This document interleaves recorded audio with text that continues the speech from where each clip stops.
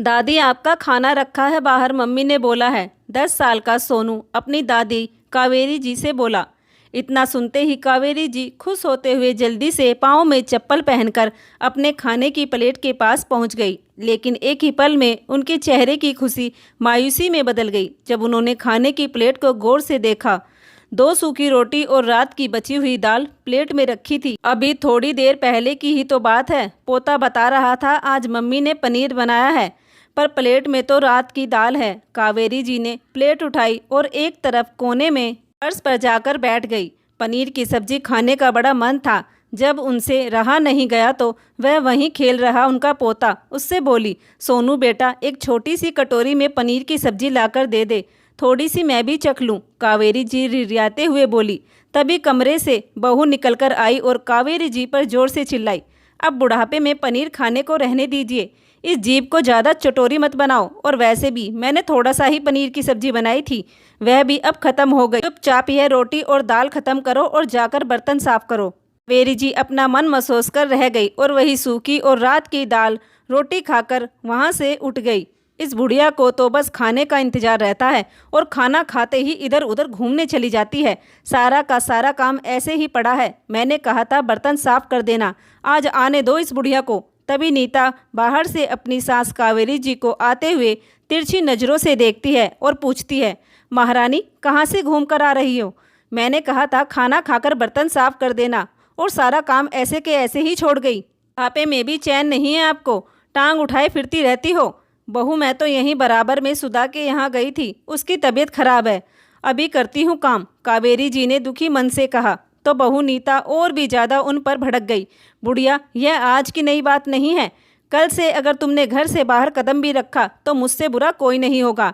नीता उनकी तरफ घूरते हुए बोली। कावेरी जी की बूढ़ी हड्डियों में इतनी जान कहाँ थी जितना बहू उनसे काम लेती थी, लेकिन कावेरी जी फिर भी चुपचाप सभी कामों को करती रहती। घर का झाड़ू पोछा तन और तो और नीता अपने कपड़े भी कावेरी जी से ही धुलवाती थी। कावेरी जी अपने बेटे बहू के साथ अपने स्वर्गवासी पति किशन जी के घर में रहती है। बेटा और बहू अभी कुछ दिन पहले ही शहर से गांव आए थे। शहर में बेटे की बहुत अच्छी नौकरी थी, लेकिन किसी कारणवश उसकी नौकरी छूट गई और वह वापस अपने गाँव में ही आ गया।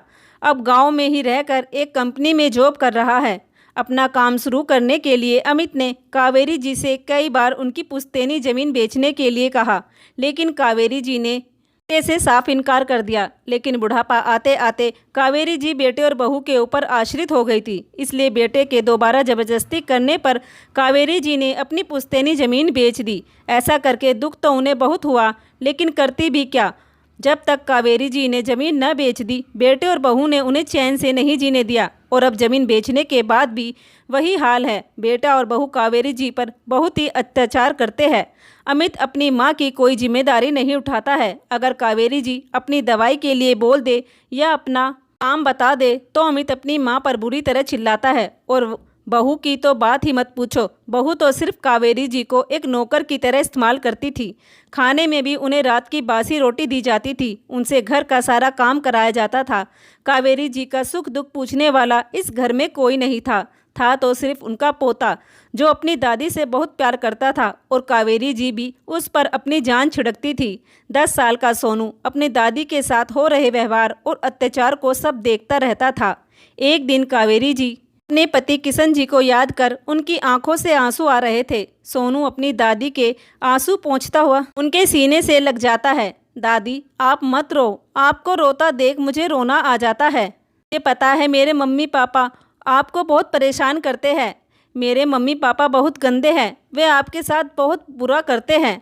वहीं बाहर दरवाजे पर खड़ी नीता बेटे के मुंह से इतना सुनते ही तिलमिला उठी और सोनू को कावेरी जी के गले से छुड़ाकर बोली, कितनी बार मना किया है इस कमरे में आने के लिए, तुम्हें समझ में नहीं आता?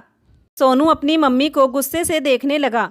अच्छा तू मेरी तरफ आंखें निकाल रहा है? नीता ने सोनू को थप्पड़ लगा दिया। कावेरी जी ने पोते का हाथ पकड़ खींचकर अपने सीने से लगा लिया। बहू से क्यों मार रही है? बुढ़िया, तेरी वजह से आज हमारी औलाद हमें आंखें दिखा रही है।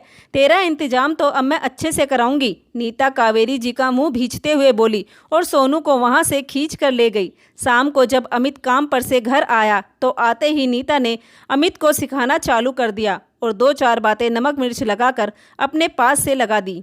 पत्नी का पुजारी अमित पत्नी की बात सुनते ही गुस्से से लाल होते हुए अपनी माँ के कमरे में गया और जाते ही उन पर चिल्लाते हुए बोला, बुढ़िया अपना सामान बांध, आज इस घर से तेरा पत्ता साफ करूँगा, यहाँ से कहीं दूर छोड़ कर आऊँगा। अब तू इस घर में रहने लायक नहीं है।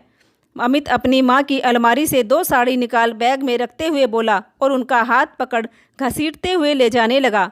बेटा मुझे मत निकालो यहाँ से, मैं कहाँ जाऊँगी, रूखी सूखी खाकर एक कोने में पड़ी रहूँगी, मुझे मेरे घर से मत निकालो।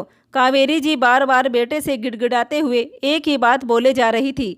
कावेरी जी का पोता अपने कमरे के दरवाजे के पीछे से छुपकर यह सब देख रहा था। कावेरी जी का एक हाथ बेटे ने पकड़ा हुआ था और दूसरा हाथ बहू ने, और अपनी बूढ़ी माँ को दोनों बुरी तरह उन्हें घसीटते हुए बाहर की तरफ ले जा रहे थे। यह देखकर सोनू की आंखें आंसू से भर आई। उस पर रुका नहीं गया और वह भागकर अपनी दादी के चिपक गया और रोते हुए अपने मम्मी पापा से बोला, मम्मी पापा मेरी दादी को घर से मत निकालो, मैं इनके बिना नहीं रह पाऊंगा। नीता सोनू का हाथ पकड़ खींचकर कमरे में ले गई और उसे बंद कर दिया। बेटा बहू दोनों जबरदस्ती कावेरी जी को गाड़ी में बिठाकर मंदिर की सीढ़ियों पर छोड़ आए। कावेरी जी ने बेटे और बहू के पैर भी पकड़े। बेटा मुझे यहाँ छोड़कर मत जाओ, मुझे मेरे घर ले चलो, जैसा तुम कहोगे वैसा करूँगी, जैसा तुम रखोगे वैसा रहूँगी, जो तुम खाने को दोगे वही खाऊंगी, पर मुझे मेरे घर रहने दो। नीता कावेरी जी के बालों को कस कर पकड़ घूरते हुए बोली, बुढ़िया अब तेरी जगह यहीं पर है, अब भीख मांगकर अपना गुजारा कर, उस घर में तेरे लिए कोई जगह नहीं है, कहकर दोनों वहां से जाने लगे। कावेरी जी खूब गिड़गिड़ाई। इन बेटे और बहू ने उनकी तरफ मुड़कर भी नहीं देखा। रोती बुलकती कावेरी जी 2-3 दिन तक मंदिर की सीढ़ियों पर ही बैठी रही। लोगों ने भिखारी समझकर भीख में जो खाने को दिया उसे ही खाकर अपना गुजारा किया। बेटे की इस हरकत को याद कर रो रो कर कावेरी जी की आंखों में आंसू सूख गए थे। मैं तो कभी अपने बेटे से एक पल भी दूर नहीं रही। जब कभी बचपन में कहीं इधर उधर चला जाता था तो मेरा कलेजा बाहर आ जाता था। ना जाने कहाँ कहाँ उसे ढूंढती फिरती थी। जब तक बेटे के पेट में खाने के लिए नहीं जाता था, मेरे गले से निवाला तक न उतरता था। लेकिन आज वही बेटा पत्नी के बहकावे में आकर अपनी बूढ़ी बेबस लाचार माँ को भीख मांगने के लिए मंदिर की सीढ़ियों पर छोड़ दिया। मैंने बहुत बर्दाश्त किया, सिर्फ अपने बुढ़ापे को देखते हुए कि मेरा बुढ़ापा जैसे तैसे कट जाए। लेकिन आज बेटे और बहू ने अपनी सभी हद पार कर दी। मेरा सब कुछ होते हुए मुझे ही मेरे घर से बेघर कर दिया। अब तक तो सब कुछ बर्दाश्त किया, लेकिन अब बेटे और बहू को मैंने भी सबक ना सिखा दिया तो मेरा नाम भी कावेरी देवी नहीं। अपना घर होते हुए मैं क्यों सड़कों पर भीख मांगूं? कावेरी जी ने अपने आंसू पोंछे और अपने आप को मजबूत बनाते हुए चिलचिलाती धूप में नंगे पांव अपना बैग उठाकर कावेरी जी पास के ही पुलिस स्टेशन पहुंच गई और बेटे बहू के खिलाफ FRI दर्ज करा दी। महिला पुलिस ने कावेरी जी से पूछा। कावेरी जी बोली, पुलिस साहिबा, मेरे बेटे और बहू ने मुझे मेरे ही घर से धक्के मारकर बाहर निकाल दिया। बहू ने मेरे ऊपर खूब अत्याचार किए और बेटे ने उसका साथ दिया। मुझे अपने घर जाना है, जिसको मेरे पति ने अपनी मेहनत के खून पसीने से बनवाया था। कावेरी जी की बात सुन महिला पुलिस ने उनसे पता पूछा और उन्हें अपने साथ लेकर उनके घर पहुंच गई। कावेरी जी ने डोरबेल बजाई। जैसे ही बेटे और बहू ने दरवाज़ा खोला, सामने का नज़ारा देख दोनों की आंखें बाहर आ गई। कावेरी जी को महिला पुलिस के साथ देख बेटे और बहू के होश उड़ गए। अमित बोला, अरे माँ, आप कहाँ चली गई थी? पता है हमने आपको कितना ढूंढा। पीछे से बहू भी बोली, हाँ माँ जी, आपके बिना हम कितने परेशान हो गए थे और सोनू का तो बिल्कुल भी मन नहीं लग रहा था। अच्छा हुआ पुलिस साहिबा जो आप इन्हें यहाँ ले आए। बेटा बहू अपनी बातों में शहद घोलते हुए झूठ बोलने का नाटक करने लगे। तभी कावेरी जी ने बेटे के बाल पकड़े एक जोरदार थप्पड़ उसके मुंह पर जड़ दिया। बेशरम, झूठ बोलते हुए भी तुझे शर्म नहीं आती? तुम दोनों ने खुद मुझे धक्के मारकर इस घर से निकाला और अब यहाँ अच्छा बनने का नाटक करके दिखा रहे हो। तभी अमित महिला पुलिस से बोला, देखिए हमारी माँ की दिमागी हालत ठीक नहीं है। कुछ दिन से इनका इलाज चल रहा है और यह कभी भी घर से निकलकर चली जाती है।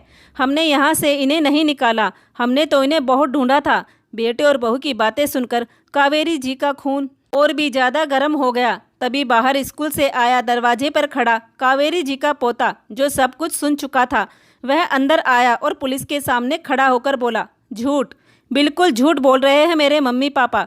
मेरी दादी की दिमागी हालत खराब नहीं है। मेरी दादी तो बहुत अच्छी है। गंदे तो मेरे मम्मी पापा है। इन्होंने मेरी दादी पर अत्याचार किए और फिर इन्हें घर से निकाल दिया। बेटे के मुंह से इतना सुनते ही अमित और नीता के चेहरे की हवाइयाँ उड़ने लगी। महिला पुलिस ने बेटे और बहू में एक एक डंडा खींचकर मारा और बोली, तो अपनी बूढ़ी माँ को घर से निकाल सड़कों पर भीख मांगने के लिए छोड़ दिया और अब ऊपर से झूठ भी बोल रहे हो। जब दोनों का झूठ पकड़ा गया तो बेटे बहू के पसीने छूटने लगे और साथ ही पुलिस के डंडे का डर भी। बेटा और बहू कावेरी जी के आगे हाथ जोड़कर खड़े हो गए। माँ, हमें माफ़ कर दो, हमसे गलती हो गई। हमें आपके साथ ऐसा नहीं करना चाहिए था। अब आगे से आपके साथ ऐसा बिल्कुल भी नहीं करेंगे। आपको बहुत खुश रखेंगे। बस एक बार हमें माफ़ कर दो। दोनों रोते बिलखते कावेरी जी के पैरों में पड़ गए, लेकिन कावेरी जी ने उनकी एक भी बात न सुनी। पुलिस दोनों को पकड़ कर ले जाने लगी तो बेटा बहू जोर जोर से रोते हुए चिल्लाने लगे, माँ, हमें बचा लो, हमें माफ़ कर दो। सोनू अपने मम्मी पापा को जाते हुए देख रहा था। जब कावेरी जी ने पोते की तरफ देखा तो उनकी आंखों में पानी आ गया। वह पुलिस से बोली, रुकिए, छोड़ दीजिए इन दोनों को। मैं अपनी कंप्लेंट वापस ले रही हूँ, सिर्फ और सिर्फ अपने पोते के खातिर। कावेरी जी सोनू की तरफ देखते हुए बोली, क्योंकि मैं नहीं चाहती मेरी वजह से मेरे पोते का भविष्य खराब हो। इन्होंने जो किया उसकी सजा तो ऊपर वाला इनके बुढ़ापे में इन्हें जरूर देगा। एक बात और, मैं कंप्लेंट वापस तो ले रही हूँ, लेकिन मेरी एक बात कान खोलकर सुन लेना। अगर मुझे तुम दोनों की वजह से किसी भी प्रकार का कष्ट हुआ तो अगली बार तुम दोनों को जेल जाने से कोई नहीं रोक सकता। बेटा और बहू दोनों नजरें झुकाए खड़े थे। पुलिस उनके मुंह पर डंडा लगाते हुए बोली, लगता है मुझे अब आगे कुछ समझाने की जरूरत नहीं है। कावेरी जी ने जो बोला है उस बात पर खुद अमल कर लेना, अगर सही सलामत रहना है तो। कावेरी जी की चेतावनी और पुलिस के डंडे के डर से अमित और नीता ने फिर कभी आगे से कावेरी जी को किसी भी तरह का कष्ट ना पहुंचाया। आज कावेरी जी अपने घर में बिना किसी डर के पूरी खुलकर चैन की सांस लेती है। आज सोनू और कावेरी जी ने मिलकर अमित और नीता को बहुत ही अच्छा सबक सिखा दिया था।